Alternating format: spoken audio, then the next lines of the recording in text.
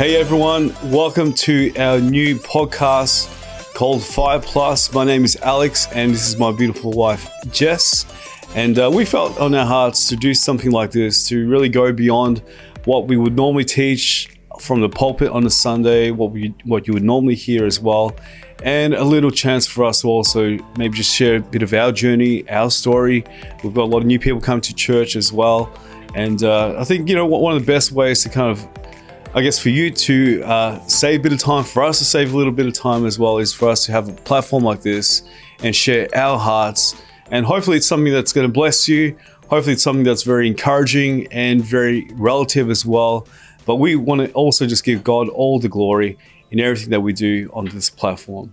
Jess? Yeah, it's really exciting for us to have a podcast, try something new in all that we're doing at the moment. And yeah, as you said, like hitting topics that we just, can't get to on Sundays, or really are things that aren't necessarily sermons, but areas that we want to speak into, parts of our world and our life that we think are worth sharing, and speaking to people that maybe we don't get to meet in person as well. So maybe you don't come to Fire Church, maybe you're not present in the building, but you're interested to hear what we've got to say. Hopefully, hopefully it's something that people want to listen to. So this is something we're going to do on a regular basis. This is episode 1, which again is really exciting.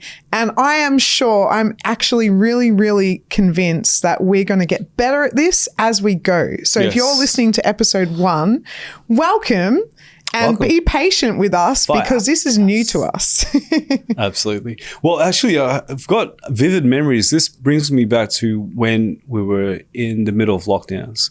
And church was actually like this format with microphones, with headphones on. You can hear our own voices and all that kind of stuff. So I actually feel comfortable right now going back to those memories of lockdown, except for the memories of lockdowns. They were terrible. Yeah. Some parts of it good. You can sleep in, be with your family, but you couldn't get really far, do much. But that's besides the point. That we're here to talk about certain topics and certain things that may benefit you, interest you as well.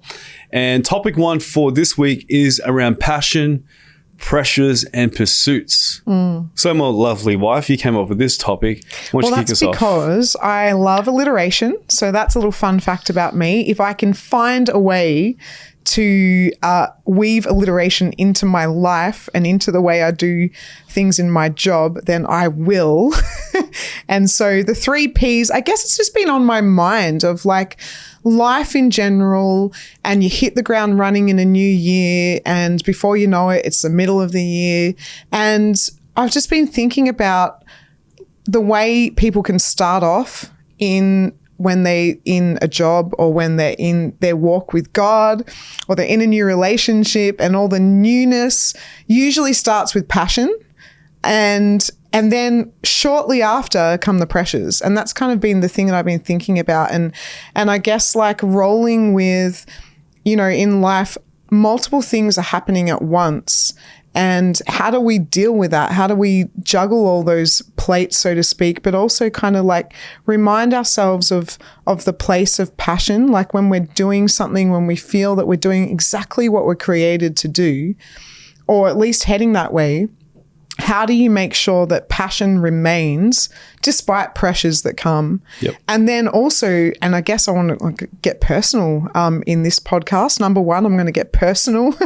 And then, looking at your pursuits and how do you fit in things that dreams and goals and just personal hobbies amongst all the rest of it as well. And it's something that I'm going through, like, who is Jess? How do I fit in just my pleasures and the things that I want to put my hands to, even if there's no, end goal that I'm trying to get to? How do I just enjoy this life that God's given me? And how do I find time for that among the passion and the pressures as well? That's right. Like, how about we start with passion? Like, I'm thinking not everyone listening today or whenever you're listening, or people that have met us or people that we're pastoring necessarily know how we decided that we're passionate about ministry and how did we get here. So maybe that's a good place to start.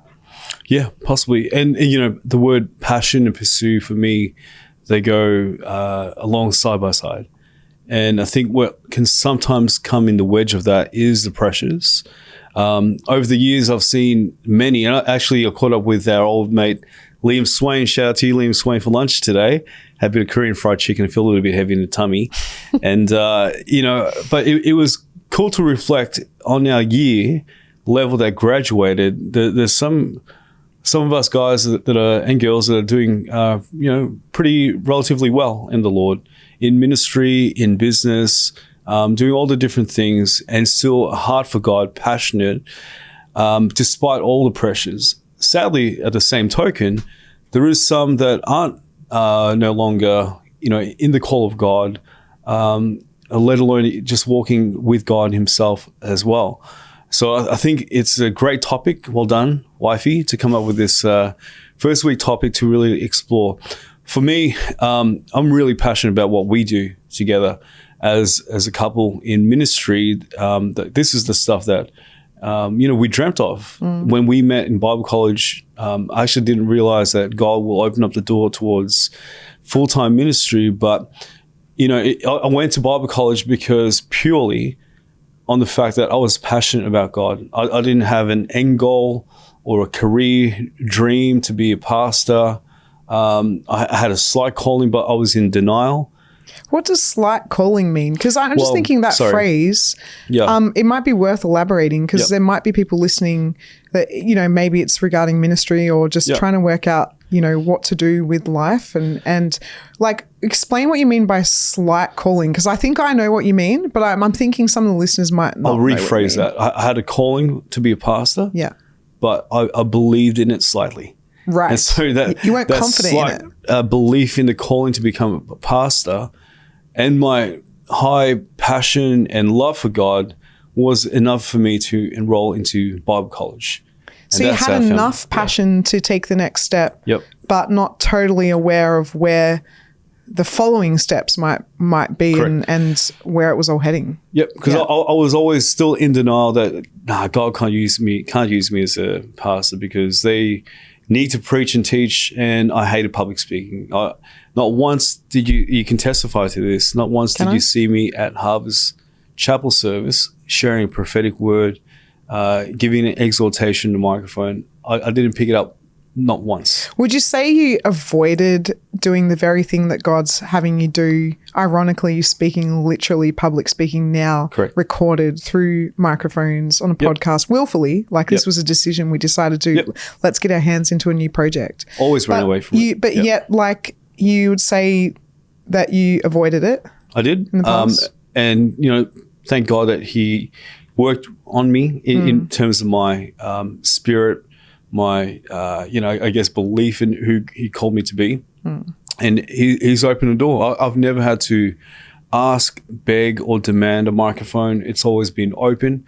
And I figured, God, if this is from you, I'm not going to beat down any doors. You're just going to prove yourself and open those doors for me. And I've found in the right timing, in the right season, God's opened those right doors. Yeah, I think too, just speaking into, we can as humans can be passionate about a lot of things. And I think that's a beautiful thing.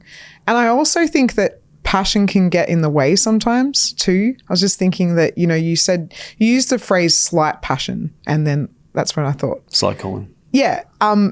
Slight calling. Sorry. And I think too, though, like imagine your passion for God and where you're trying to get to and where you believe you're meant to be, and you can kind of like forget that there's timing and forget that there's preparation and forget that there's, passion is a really great motivator, but not always a great indicator of what you're meant to be doing at what time. And I think like I've seen people, want to start a business and know that they're called to be an entrepreneur of some description.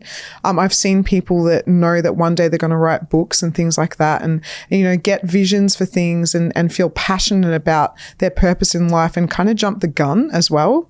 And I think passion can take over sometimes, but you also don't want to lose it. And, for you and I, our passion is ministry, is speaking to people's lives, is going, God, use us. We want to help disciple people. We want to shepherd people. We want to speak life into people. And we just want to give our whole selves to it. But, that'll be for some. That might be for some listening. And for a lot of others, they're going to have passions in totally different areas and God-given passions, of course. And, what do you do with that? How do you take the next steps? How do you know you're getting the timing right? Yep. And do you try to suppress it so that you're not like slamming, doors open? Or do you just go, you know what? I'm just going to like hopefully take the right steps in the right direction for where God is bringing me and hope that the passion remains. Because in amongst all of that as well, in pursuing your passions, in living out the call of God in your life, what will happen is pressures will get in the way. And God allows those pressures to form us, shape us, grow us, and mold us into the person he needs us to become. You think about how Joseph, he was the spoilt child, the favorite out of the 12 brothers, and he was betrayed. But we knew between the pit, the prison, and the palace, God was developing his character, ready for him to take on that season in his life to save many lives. But sadly, what tends to happen for some people is the pressures of all of that actually gets the best of them, and they will sometimes check out. Yeah.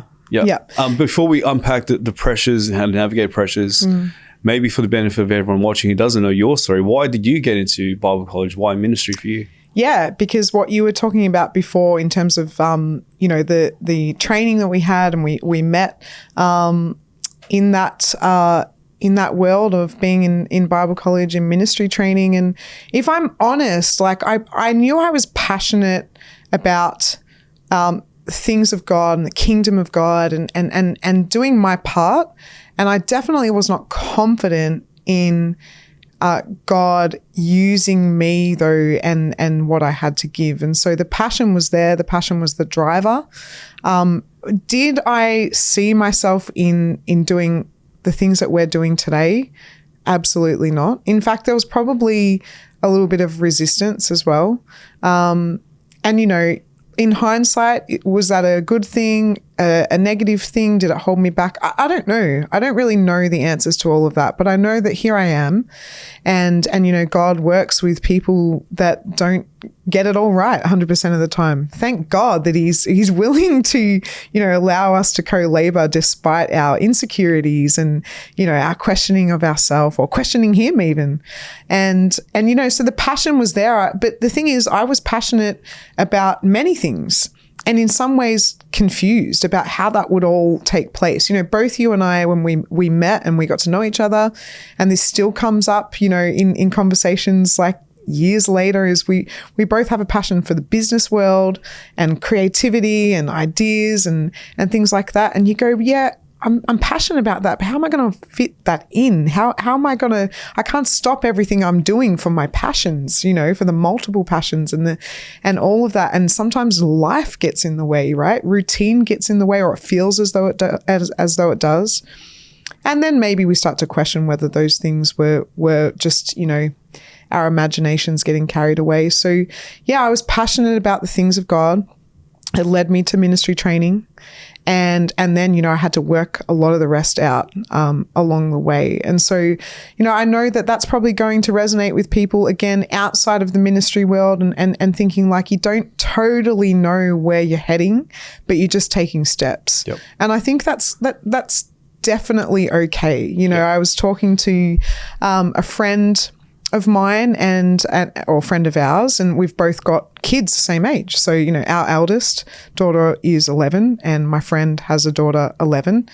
And it's so funny, like at that age, so my friend's daughter, she knows confidently what she's going to do. As a teenager, she said, I'm going to get my first job at 15 and then I'm going to save my money.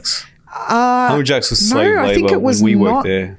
Yeah, that's what both you and I did. $5.65 now. Not discounted Jacks. I love you Whoppers, but I think you guys pay better now. Anyways. No, I think this young girl, so our friend's daughter wants to be a barista, get a job, save money, get her first car. Like she was literally verbalizing all these things, her plans, and then where she wants to go from there and what she wants to do and all that kind of stuff. And that's awesome. Like that, how awesome is that at 11, a young person can already have such a clear direction. And then, our daughter in the same conversation was, I don't know what I want to do, and was kind of just laughing. I don't know.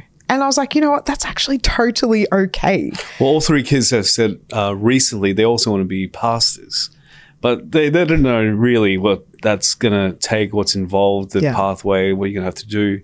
I think they just like seeing what we do and they get inspired by that, which I think is cool.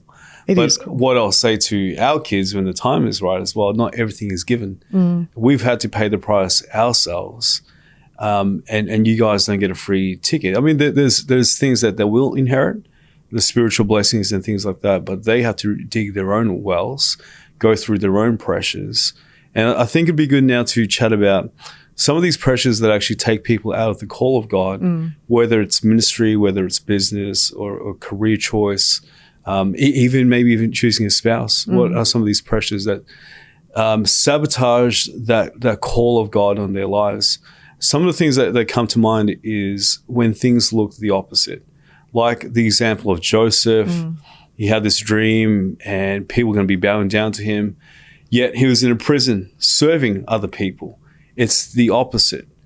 It's the opposite picture to what God shows us. And I heard a preacher say this many years ago. When it comes to the promises and dreams of God, God will work in three ways. And alliteration again, he reveals, he reverses, and then he restores. He reveals a promise. He reverses everything away from that. It looks nothing like what God had promised. But that season is actually developing us. And then he restores it all back better than we can ask, think, or imagine. Yeah, you can almost take it as, because like when I was younger and walking with the Lord and serving him, I would actually question that. Like, why do you do things like this, God? Like, why? Like, why do you reverse things? And why do things seem barren, even though I'm pouring my, heart into this very thing and wanting to see the fruit of it, whatever that thing might be. But yet, when you know that something is coming though afterwards, and you can kind of almost take it as encouragement. Yep. In some ways. Yes. That like, okay, I might be on the right track if I'm seeing that not everything's falling into line straight away, but I'm just going to keep going. Yeah. I know that perseverance is important. I know that this builds character. I'm going to keep going because if this is where I'm meant to be, then I'm going to stay here and I'm going to keep chipping away. And as we know, like life on this earth, even following Jesus, is going to come with pressure. And I think it's something like we're getting better at teaching people when they come to the Lord. We're getting better in terms of discipleship. When I say we, just the church in general, we're getting better at not promising an easy life in terms of like, here's your free ticket to heaven and now everything's going to be amazing. Because the reality is it's not. There's going to be pressure. There's going to be wilderness seasons. There's going to be times where you feel like God's not there or not speaking. And despite it all, how do we stay the course? And, I guess talking from a personal level of pressures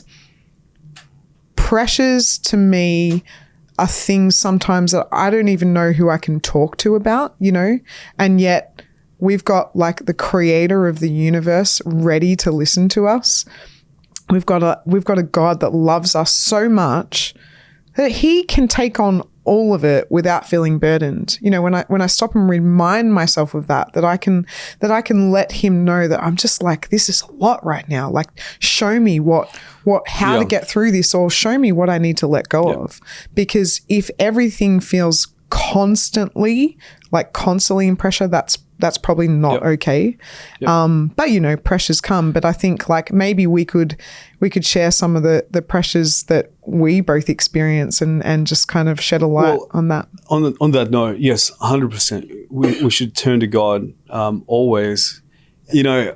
I think about recently, and it's an example in scriptures as well, is some of the pressures that gets to people, and personally speaking, is weariness, is tiredness.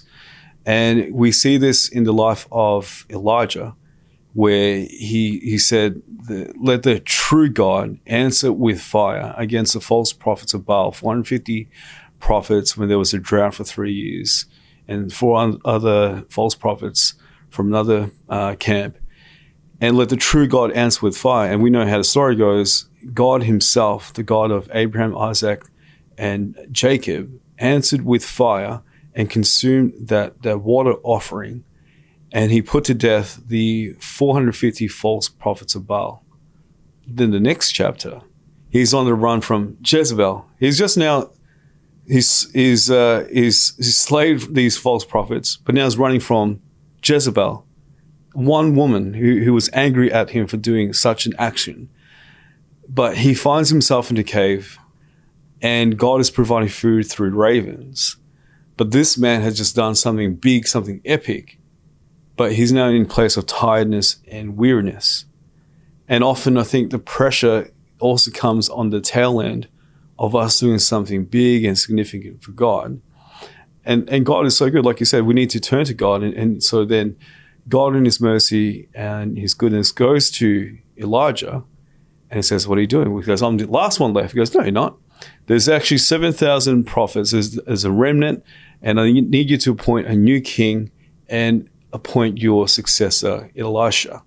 And so what we find as well is the enemy knows probably that there is actually another company of prophets waiting to be led, but the enemy will discourage us, and he'll catch us in our moments when we're feeling tired and weary to say, no, you've lost it all. There's no point of continuing to do good. That's what scriptures remind us to do not give up in doing good. Do not grow weary in doing good, for in due season you shall reap a harvest. Yeah. And it's, the strategy, I guess, to knock us down is just to get us to question ourselves too. And I think, those voices in our own heads that, make us, often, and I've seen a pattern, I've seen this in my own life, particularly when I was a young adult, and I see it in a pattern of what happens to people when they're trying to pursue the very thing that they feel called to, whatever that is. It'll be midway they start to question it, especially if it has a timeline. If there's a course that they need to do, or there's some kind of period of training, or the startup of a business, or the first couple of chapters of a book, there'll be a time, because the start of something is always exciting. That's when you're the most passionate. Relationships, when you're pregnant and you're thinking about the child that you're going to meet, and then you have the baby and you love them, but you're like, oh my goodness, this is massive. Starting a course is always exciting. You get your new stationery, you get your new laptop, you all that stuff, but then you go, oh, I've actually got assignments I've got to do by a due date, and I've got to learn stuff that's not coming easy to me. You do something like we're doing ministry, and we were so excited and so thrilled and just amazed that God would use us, just two ordinary people, to take on this lead position in a church that we loved and passionate about. And it wasn't long before the pressures came, and it'll be that time where those questioning voices start to happen in our heads. And that's how the enemy will knock out soldiers. That's how. That's right. It'll be those, maybe this isn't for me. Maybe I got it wrong. Maybe God's got someone better because I just can't keep up. And that's it. It literally knocks people out. And I guess I wanted to speak into it because I just if I can shed some light onto this and help people go, oh, I feel like I'm in that kind of season right now. Maybe this is speaking into, I need to stay the course. I need to persevere and I need to work out, how do I function despite the pressures and function well and stay passionate? Yeah. Often before there's a massive breakthrough, there will be a test of your character from God and a trial, because he needs to know, will you be able to handle the next assignment? The Bible says we go from glory to glory, strength to strength. We have a level of strength in one season, and we need more strength in the next. You're not going to be carrying the same weight through every season that God promotes you. In fact, the weight gets heavier, but guess what? He gives you also a supernatural strength and a level of glory for us to be able to, really do justice to what he wants to do. But first, the pressures will come. And so if I can flip the mentality around pressures, welcome the pressures, stay close to God, press into God when those times come. Even when they don't come, stay close to the Lord, because those pressures are actually designed for us to grow our capacity. Go from strength to strength and glory to glory. So the stuff that used to freak me out 4 years ago when I first started pastoring full time is stuff that it just runs off like a water off duck's back. It's like, it's not, I just laugh at those incidents now. That, I used to lose sleep over those dumb things back then. Now it's just like, oh, whatever. It's just now like strength to strength and glory to glory. Yeah, and it's part of that maturing, because I guess the danger is if we run away from pressure and we listen to a world culture that says, don't accept what doesn't feel good. We need to be cautious with that thinking and that kind of self-love direction, because although it's really important that we take care of ourselves and we think about, okay, how do I make sure that I'm looking after myself and not just others, and how, all of that stuff. I'm all for that. And there's a lot of good resources out there to learn how to be, to be happy and to be healthy, mentally healthy, emotionally healthy, physically healthy. That's all good stuff. But when we take that and maybe and get a little confused that everything should feel good, otherwise it's not for you, well, that's just incorrect. Not everything is going to feel good. And what happens is when we run away from pressures, or we just avoid them, or we start to feel the sting of it, and we just go, nah, I'll go somewhere else now. We actually don't mature. We're robbing ourselves of that opportunity and that space to grow through it. And it's really, really important that we don't rob ourselves of that, because they will be the very times that God wants to do possibly the most important works in our character. And when we show up despite the pressures, and when I say show up, sometimes that's quite literally like physically show up, but just emotionally, spiritually, mentally, like, no, I'm here and I don't know what I'm doing, and maybe feel like this is all going to get too much too soon, but just show up, be there. Like if you feel called to a place, show up until otherwise, because it's actually God who's going to direct your steps. He already does, but we can run away, and we see that what that does is it slows down what God is wanting to do in us as people. And then it goes back to the age-old analogy in the Bible that people just keep running around the same mountain 40 years in their life. God in His mercy will give a chance for people to actually pass that test once again. It might be at another church, but if they're not willing to press in and overcome that pressure, they're just going to go to the next place and next place and next place. So I encourage you, whether you're part of Fire Church or a different church, stay the course, be an overcomer in Jesus. There's no pressure too much that you can't handle that God has assigned for you. And so I just sense and think as we sign off today that God has given us His passions and things that He wants us to pursue, but be mindful that there will be pressures for all the things that God wants you to step into the future.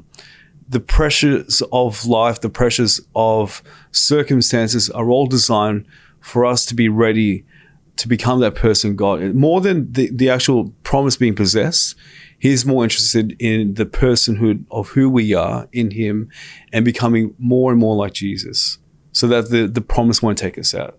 The calling won't take us out. We won't idolize the calling, won't idolize the promise. It's all about Him and for Him. Yeah, I agree.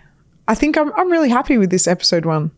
I can't wait to do the next one. So we invite you to join us on a regular basis, and we're going to cover lots of topics, and some of them we're going to get real personal, and some of them we just hope to speak, something relevant to no matter where you're at in life and what age you are, or whether where you're pastors or not. And so tune in for episode 2. Dos. And we'll see you then. See you then.